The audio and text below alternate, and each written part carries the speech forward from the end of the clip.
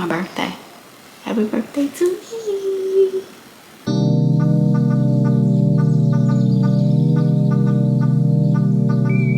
Hey y'all, it's Amber. Welcome or welcome back to my channel. Whether you're a first time visitor, returning viewer, subscriber, welcome. I am happy to have you. I'm joined here by my special someone, my husband, my partner, my bestie. Say hello to the people, introduce yourself. Hey. He's been here before. Y'all have seen my husband before.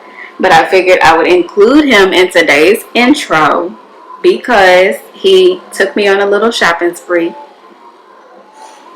And he got me something very special to make sure that I had a very bookish birthday. So can you tell the people what you got your wife? Just today? Period. For my birthday. Some bookshelves from IKEA that she requested. And a couple of books. Just a few, which is what this video is about. If you haven't already subscribed, go ahead and do so. Make sure you turn on notifications. We appreciate likes, comments, all of that. Our baby boy is over here to the side, so if y'all see us looking over, it's because we are looking for our little one, making sure he's okay. With that being said, we're gonna go ahead and get into this book haul. Now I'm gonna be honest, y'all. I thought I would do maybe half the damage that was actually done today. Baby spent $580 on me at Barnes & Noble today. Thank you. And if you want to see that challenge, we did a birthday book challenge. Then you can check out the short. I have that linked down below, and it should pop up somewhere in the iCards. Happy birthday, baby. Thank you, baby. I love you. I love you too. All right.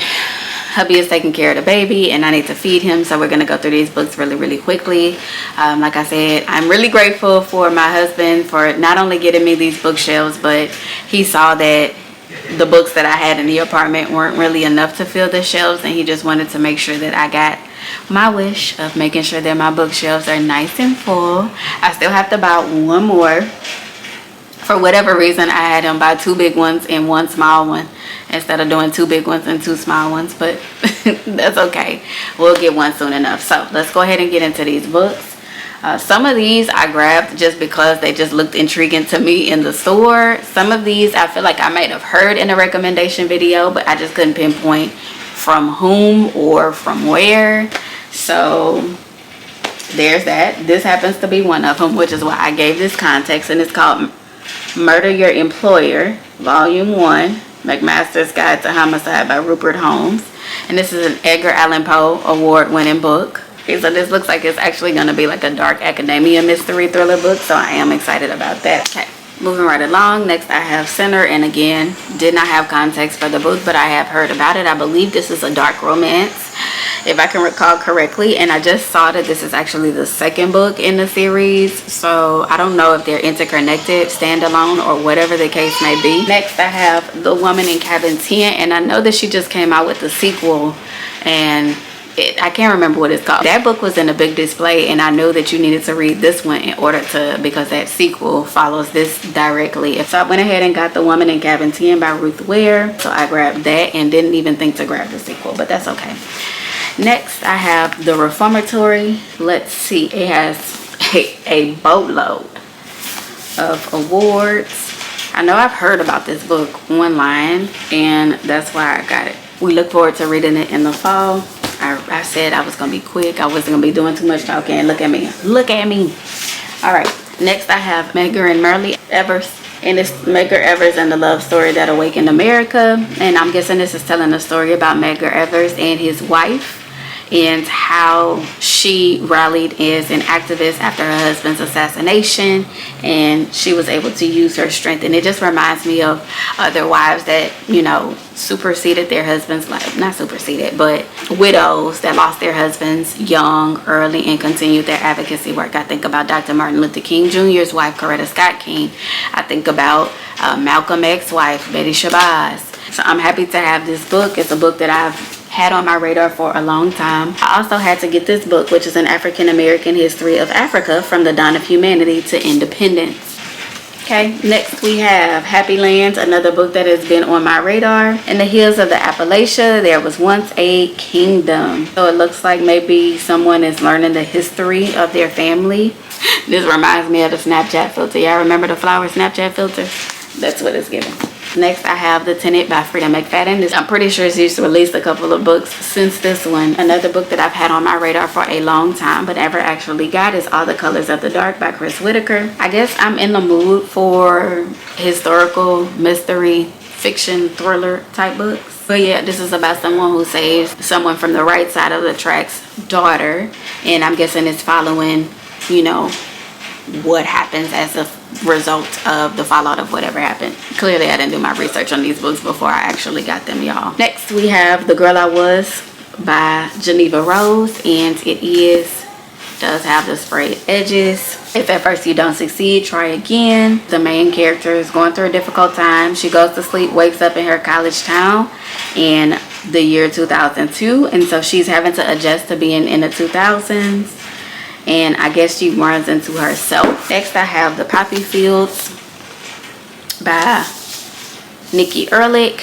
And What If There Were a Cure for the Brokenhearted? I am in my historical fiction era, I guess. And then I have James by Percival Everett. And I believe this is a retelling of Huckleberry Finn, but from the black man's perspective. So I got Swift and Saddled, Wild and Wrangled, Lost and Lassoed. I don't know what the particular order is, but I do have Done and Dusted, which was the first book in the series. And now I have these other ones.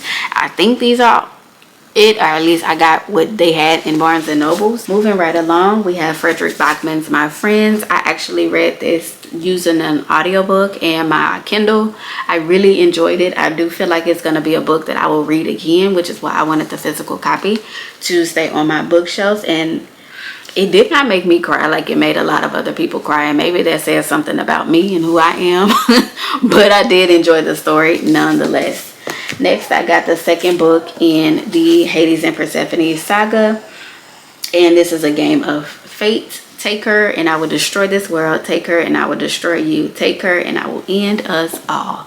Next, I have the second book in the series. I already had the first one. It's called Full Tilt, but now we have the second one, which is All In, and it says, despite our losses, we would keep going. Never give in or give up, because love always wins. Always. And I believe this is a continuation of what actually takes place in the first book, which is why I am going to try to refrain from reading the synopsis. Next, we have Phantom by H.D. Carlton. I do have Hunting and Haunting Adeline, and I believe this is supposed to be a prequel to those books, but people recommend that you read those books before reading this one.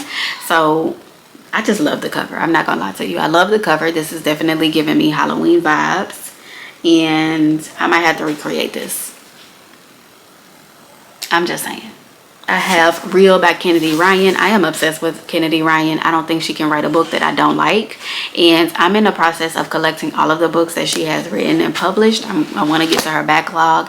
I know there's a basketball series books that she has, and there's another series that I saw as well. And I will get those eventually. My friend did recommend reading Real, and I haven't read it, so I look forward to actually reading it. I also have The Hurricane Wars, and it says the fate of two bitter enemies are swept together in the Hurricane Wars, the spellbinding debut in fantasy romance trilogy set in a Southeast Asia inspired world. Here One Moment by Leanne Moriarty. It says life is full of twists and turns you never see coming, but what if you did? And I believe this is about somebody that's on a plane and they predict death on a plane. Now that I'm thinking about it, this is a book that I might have gotten through book of the month before. I can't be sure. I genuinely don't know, but this sounds like it's going to be an interesting premise, and as I started reading it, it actually sounds like something that I've definitely heard of before. Next, we have Sandwich by Catherine Newman, and I'm not gonna lie, don't like the deckled edges here. I'm not really a fan, never have been, probably won't ever be, but that's okay. Next, I got a black classic, The Color Purple by Alice Walker, and Need I Say More? I think it's one that was missing, but I got literally all of the copies that the Barnes & Noble had. Chestnut Spring series. Yes, so it looks like I'm missing Hopeless, Reckless, Flawless, Heartless, Powerless. I do not think these are in order actually at all, but I've heard a lot of things about it. I've heard nothing but good things about it, and people usually say that they like these as much as they like the, what is it called, her Chestnut Spring series, or is this the Chestnut Spring series? What's the other series called, y'all? I don't remember her other series. Y'all know. Anyway, I don't know which is better. I haven't read either of them yet, but I look forward to actually reading them. And then last but not least, I'm really surprised. This is a cute book though. I got All Paths Lead to Paris, and I clearly bought this book judging it based on the cover because I know nothing about this, and it looks like it's actually a YA novel, or at least a new adult. There's a person that is a famous fashion influencer in Paris. You have her best friend is a rising music star who's fake dating a musician. It's a lot going on. This is a lot going on, but I guess everybody's path leads them to Paris, as the title is called. I don't know, but we're gonna have to sort it out. So those are all of the books that I got from today. If you saw any that you would recommend, or if you've read any of them, please let me know what you thought about them in the comments down below. I prefer no spoilers, if you don't mind. If you haven't already subscribed, to make sure you do so. Make sure you turn on notifications, and with that being said, I will see you next time. Bye, y'all.